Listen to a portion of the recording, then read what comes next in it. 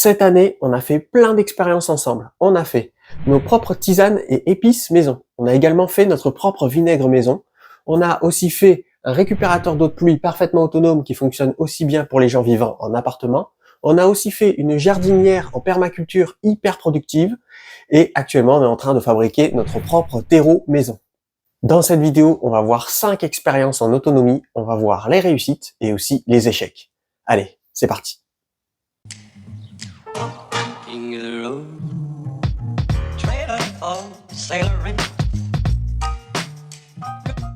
Je suis Alex et bienvenue sur la chaîne Personne connaît. Les 2 premières expériences que l'on va voir dans cette vidéo, ça va être la méthode que j'ai élaborée pour pouvoir fabriquer mes propres épices et mes propres tisanes, que l'on a vu dans cette vidéo-ci.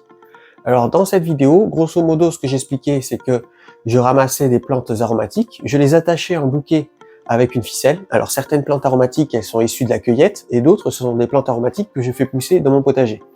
Et une fois que j'ai réalisé ces bouquets, je les attachais dans ma cuisine dans un lieu qui est plutôt dans l'obscurité et qui est plutôt aéré. Et après, je les laissais sécher en douceur. Et une fois que c'était bien sec, je les passais au mixeur jusqu'à réaliser une poudre que je pouvais mettre en bocaux pour pouvoir réaliser différents bocaux avec les épices et différents bocaux avec les tisanes. Il faut savoir qu'à la maison, j'ai de grands fans de sauces chinoises bien industrielles, comme par exemple la sauce chinoise Suzy Wan, mais également les sauces chinoises dans ce genre-là, sauce chinoise Super U. Et du coup, si on scanne ces sauces avec l'application Yuka, je vous conseille d'utiliser cette application. C'est pas un placement de produit, c'est juste que c'est l'application que j'utilise moi personnellement, et ça permet d'analyser les ingrédients qu'il y a à l'intérieur et d'avoir une note et surtout d'avoir plus de détails et plus d'informations. Donc si on scanne la sauce avec l'application Yuka, eh ben on obtient, je vous le mets juste ici, on obtient qu'il y a un additif à risque limité. On voit qu'il y a trop de sucre et trop de sel. Et encore, là, on s'en tire bien parce que dans certaines sauces, là, on peut avoir des additifs à risque, des additifs cancérigènes. Mais ici, on fait quand même assez attention de ce qu'on achète dans le commerce. Donc voilà, on peut voir qu'il y a déjà quand même trop de sucre et trop de sel et un additif à risque. Et pas plus, heureusement, mais c'est quand même noté comme étant médiocre, 26 sur 100. Donc du coup, ce que je cherchais à faire, c'est de trouver une alternative à ces sauces pour pouvoir les remplacer, et ça dans notre quotidien. Et ça a été un énorme succès parce que voici ce que j'ai obtenu. Voilà le bocal à épices. Alors ce bocal à épices, normalement j'étais censé en faire pour toute l'année. Et j'ai réussi à seulement le remplir à ras-bord, et on voit que ça a eu un sacré succès parce qu'il a déjà bien descendu. Et ben en fait, ça a été vraiment une totale réussite parce que même les fans de sauces chinoises industrielles ont préféré après partir sur mes propres épices plutôt que de continuer à utiliser des sauces industrielles. Après, ils continuent à en acheter, mais maintenant, ils les utilisent bien moins souvent. Maintenant, ils préfèrent largement utiliser mes épices. C'est pour ça que ça a eu tellement de succès que ça a bien descendu. Je pensais en avoir fait pour toute l'année. Au final, je sais pas si ça va tenir l'hiver. Donc, à l'intérieur de ce bocal à épices, qu'est-ce qu'il y a ? Il y a de l'ortie, il y a de la menthe sauvage, il y a du basilic, il y a du laurier, il y a du romarin et il y a de la sauge. Et là, si on ouvre, c'est dommage que vous puissiez pas sentir, mais ça sent hyper bon. Là, regardez, ça sent vraiment hyper bon. Et du coup, c'est tout un tas d'épices, tout un tas de plantes aromatiques qui ont été réduits en poudre. Ça, il suffit de le saupoudrer un peu sur sa viande ou dans ses pâtes ou dans n'importe quel autre aliment, sur ses pommes de terre par exemple, et c'est vraiment délicieux. Ce qu'il y a de très intéressant avec ces épices, c'est que déjà de 1, elles ont une forte valeur nutritionnelle vu qu'elles ont été séchées en douceur et dans l'obscurité. Du coup, elles ont préservé un maximum de leurs vitamines et minéraux. En plus de ça, elles sont sans pesticides, sans insecticides et sans aucun produit chimique.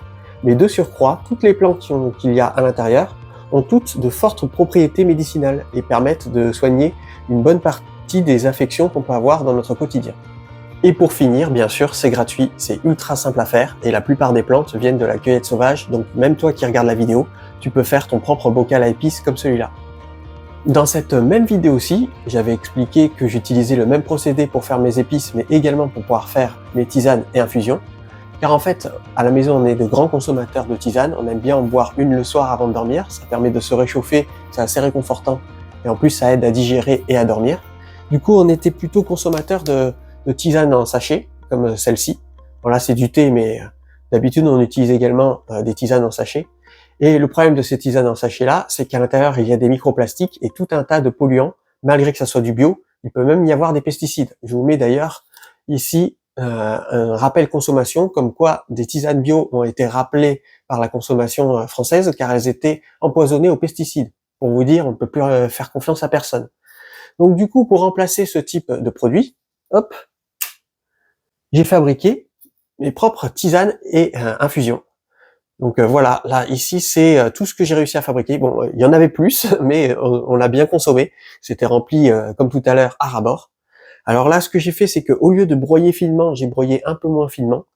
Et du coup, à l'intérieur de ce bocal, il y a de la mélisse, il y a de la verveine, il y a de la lavande et de la menthe. Le tout produit à la maison, au potager. Ce qui est vachement bien, c'est que la plupart de ces plantes-là, même quelqu'un qui vit en appartement peut aussi les faire pousser dans une jardinière ou dans un pot. Ce sont des plantes qui sont plutôt accessibles et qui n'ont pas de gros système racinaire. À part peut-être la lavande, ça c'est peut-être un peu compliqué, mais la mélisse et la menthe font partie de la même famille, et la verveine, ça pousse très bien en pot à partir du moment où elle est bien exposée au soleil. Donc voilà le résultat. Le soir, on fait chauffer de l'eau, on la fait jusqu'à qu'elle devienne frémissante. On la fait pas bouillir, parce que si on la fait bouillir, on peut perdre les valeurs nutritionnelles qu'il y a dans cette infusion. Et après, le tout, on met une cuillère à café bien bombée à l'intérieur d'un dispositif pour pouvoir faire une infusion. On le laisse infuser jusqu'à que l'eau de la tasse commence à changer de couleur. Et après, on peut boire ça directement. Et à l'intérieur de ce bocal d'infusion, toutes les plantes qu'il y a dedans ont de fortes propriétés médicinales. Surtout, elles aident énormément à dormir. Alors, la mélisse est connue pour bien aider à dormir. La verveine également. La menthe aussi. La lavande également. Mais il faut savoir que la lavande a en plus des propriétés qui aident aussi à la digestion. Donc non seulement ça aide à digérer, mais en plus ça aide à dormir. Donc ça a énormément de propriétés médicinales et c'est bien meilleur que si on prenait n'importe quel médicament pour pouvoir bien dormir. C'est bien meilleur pour la santé de prendre ceci. Maintenant, passons au vinaigre maison que l'on avait fait ensemble. Alors je vous avais montré une technique hyper simple à réaliser qui consistait à juste ramasser énormément de prunes, après les dénoyauter, et après les mettre telles quelles dans un gros bocal et de les laisser fermenter. Et de temps en temps, environ une fois par semaine, d'ouvrir le bocal et de laisser respirer pour que la fermentation se passe dans de bonnes conditions. Et c'est ce que j'ai fait. Après j'ai continué à m'occuper du bocal et de temps en temps l'ouvrir, à savoir qu'à un moment il se mettait à chanter du Michael Jackson, le bocal il commençait à faire un bruit qui résonnait dans toute la maison, ça faisait c'était trop bizarre, on se demandait d'où venait ce bruit et en fait c'était ce bocal. Et alors il est passé par plein d'étapes différentes. À un moment il sentait très fort la vodka, donc je pense qu'à un moment j'ai dû fabriquer de l'alcool sans faire exprès. Une grosse quantité d'alcool, ça sentait très fort la vodka. Et c'est seulement au bout d'un certain temps qu'il s'est mis à enfin sentir le vinaigre. Donc après ce que j'ai fait, j'ai récupéré ce qu'il y avait à l'intérieur, je l'ai filtré et ça a donné ceci. Voici mon vinaigre maison. Donc voilà, grosse bouteille de vinaigre maison qui m'a coûté rien à réaliser, à part le bocal, c'était un bocal de récupération. J'ai juste acheté en fait ici cette petite bouteille à remplir. Voilà, c'est une bouteille avec un cran ici en plastique. Je sais pas si on arrive à voir. Voilà, une espèce de jointure en plastique, exactement comme on le ferait avec de la lactofermentation. On ferme ceci. Et voilà, et là on a du vinaigre, et ça sent très fort le vinaigre. Là, l'odeur. C'est un peu moins fort que du vinaigre que l'on pourrait trouver dans le commerce d'ailleurs, mais ça sent quand même très fort du vinaigre. Et voilà, du bon vinaigre, et ça fait quasiment gratuitement, parce que les prunes, ça pousse dans les arbres. Ce qui est vachement bien avec ce vinaigre, c'est que non seulement il est sans pesticides, sans insecticides et sans aucun produit chimique, mais en plus de ça, il peut être utilisé aussi bien dans l'alimentaire, mais également dans notre quotidien, dans l'entretien de la maison. On peut l'utiliser pour les tâches ménagères et dans plein d'autres situations. Le vinaigre, c'est vraiment quelque chose, une composante très utile, et on peut même y faire ses propres vinaigrettes en le mélangeant avec de l'huile d'olive, et après en assaisonner son mesclin par exemple, ou ses salades. Et en plus, ça peut se conserver très longtemps, et ça c'est vachement bien. Dans cette vidéo aussi, je vous avais fait un tuto hyper simple à réaliser pour pouvoir fabriquer un récupérateur d'eau de pluie avec des éléments de récup, et quelques petits raccords qu'on pouvait acheter pour presque rien sur des sites chinois. Et du coup, on a fabriqué un récupérateur d'eau de pluie qui a la particularité que même une fois plein, il ne dépasse pas un certain poids, et du coup, il pouvait rentrer dans la législation française concernant le poids maximal que peuvent supporter les balcons et terrasses. Donc n'importe qui pouvait l'installer chez lui, et du coup, on pouvait également le mettre n'importe où dans son jardin, vu qu'il ne nécessite aucun raccordement à une gouttière. Il a une autre particularité qu'il avait, c'est qu'il avait une sécurité pour pouvoir éviter que les moustiques viennent pondre à l'intérieur et que ça devienne un récupérateur à moustiques. Voilà le récupérateur d'eau de pluie en question.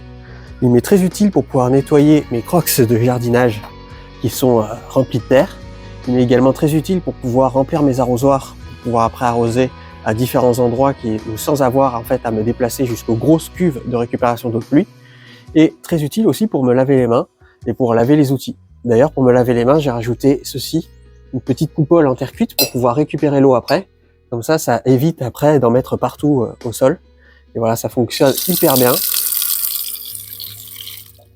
Et je l'utilise également avec l'autre fonction qu'on avait rajoutée ensemble, c'est-à-dire la fonction tuyau d'arrosage, en récupérant ici le tuyau trop plein, en le branchant ici. Et vu que le tuyau trop plein, on avait installé un robinet au bout, mais du coup, on pouvait s'en servir pour arroser. Et du coup, il m'est également utile pour nettoyer la terrasse. En fait, je m'en sers quasiment dans mon quotidien, mais le petit souci, évidemment, c'est que vu qu'il n'est pas raccordé à une gouttière, il met un peu de temps à se remplir. Mais il se remplit quand même pas mal. On va voir un peu à l'intérieur. Vous voyez, il est quand même bien rempli. Mais voilà, c'est sûr que ça met un peu plus de temps, mais c'est très pratique d'avoir ça dans des zones où on n'a aucun récupérateur d'eau de pluie à disposition. Là, voilà, on peut mettre ce type d'installation n'importe où dans son jardin. Et d'ailleurs, c'est ce que je vais faire. Je pense que plus tard, j'en mettrai un peu partout, parce que c'est vraiment très très très pratique. D'ailleurs, dans une future vidéo, je compte fabriquer le même genre de cuve, mais cette fois-ci avec un couvercle, pour la mettre dans la serre. Je pense que je vais l'installer ici. Et vu qu'elle aura un couvercle, bien entendu, elle se remplira pas avec l'eau de pluie. Du coup, je la remplirai ici avec ce tuyau d'arrosage qui, lui, est directement relié à mes autres cuves de récupération d'eau de pluie qui sont à côté de la maison et qui sont, elles, reliées à le système d'évacuation des eaux de pluie. Et du coup, voilà, comme ça me fera une cuve ici à disposition et ça sera beaucoup plus simple pour arroser les différents éléments de la serre sans avoir à courir avec l'arrosoir à l'autre bout du jardin pour aller le remplir et pour pouvoir arroser. Ça fera un point d'eau comme ça à disposition juste dans la serre et ça sera vraiment très pratique. Et en plus de ça, ça améliorera l'inertie thermique à l'intérieur de cette serre. Concernant la jardinière à salade hyper productive en permaculture, alors bon, j'avoue que je l'ai un peu laissé tomber. Comme j'avais précisé dans la vidéo, j'ai récupéré quelques salades pour pouvoir les manger et j'ai laissé 2 salades arriver en graines, comme on peut le voir, pour pouvoir après récupérer les graines et après refaire un semis. Mais par contre, le semis, au lieu de le réimplanter dans la jardinière à salade, ce que j'ai fait, c'est que j'ai préféré l'implanter au potager et dans la serre. Mais là, il y a encore de l'ail qui pousse et j'en ai récolté pas mal, mais ça continue de pousser. Pour récolter, je récolte ici jusqu'à ce niveau-là. Et après, ça revient à chaque fois et du coup, ça permet d'avoir des plantes aromatiques à consommer. Et je pense au printemps de l'année prochaine, je récupérerai les gousses d'ail.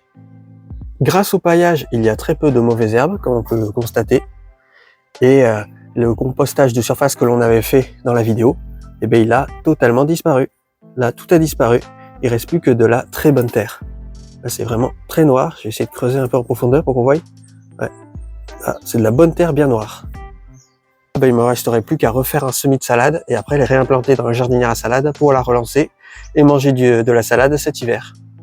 Du coup, les graines de salade que j'ai récupérées dans la jardinière à salade, je les ai utilisées pour refaire un semis de salade. Et voilà ce qui est devenu le semis de salade, des nouvelles salades que j'ai implantées au potager. Et dans quelques mois, elles seront bonnes à récolter. Et pour l'instant, elles sont encore un peu petites. Concernant la dernière expérience, le terreau fait maison, j'ai toujours mon tas de fumier. Il a bien descendu, comme on peut le voir. Il a bien descendu par rapport à ce que c'était dans la vidéo. Et du coup, dans une future vidéo, on va le retourner intégralement et on va voir ce que ça a donné. Mais pour l'instant, ce qu'on peut voir, c'est que ça a bien composté. Là, c'est bien noir. Donc voilà, prochainement, on va tout retourner ici à la fourche. Et du coup, après, ça permettra de faire un compostage équilibré. Et voilà, on a pu faire le bilan d'une bonne partie des expériences que l'on a réalisées ensemble cette année. Et les très bons résultats de certaines de ces expériences ont modifié mon quotidien. C'est-à-dire qu'à partir de maintenant, j'ai tout le temps des bouquets d'herbes aromatiques qui sèchent un peu partout dans ma cuisine, dont je m'en sers pour pouvoir faire mes épices et mes infusions. J'ai aussi le récupérateur d'eau de pluie que j'utilise régulièrement pour pouvoir nettoyer mes chaussures, pour pouvoir nettoyer mes mains après avoir jardiné ou nettoyer mes outils, et nettoyer également le salon de jardin. Il y a également le vinaigre que je n'ai plus besoin d'acheter vu que je fais maintenant mon propre vinaigre maison. Et ça, pour consommer une bouteille de cette taille, je peux vous dire que ça met du temps. Bien entendu, on continuera le suivi de l'expérience de la fabrication du terreau fait maison en très grande quantité pour pouvoir faire les semis pour le potager de l'année prochaine. Et également, j'ai plein d'autres idées pour tout un tas de nouvelles expériences que l'on fera dans de futures vidéos et qui, je l'espère, donneront d'aussi bons résultats que les expériences que l'on a vues aujourd'hui. Merci énormément aux membres de la communauté qui permettent la survie de la chaîne en me soutenant financièrement, soit via le Tipeee, soit en cliquant sur le bouton rejoindre de la chaîne. Et si vous voulez faire pousser les mêmes légumes que moi en vidéo, vous pouvez vous procurer les graines via les contreparties disponibles sur le Tipeee, dont le lien est dans la description. Je suis actuellement en train de préparer la saison 2 sur la chaîne Personne Connaît, où je vais rajouter plusieurs nouveaux concepts qui viendront enrichir le contenu que je fais déjà. J'espère que ça vous plaira et je vous dis à la prochaine.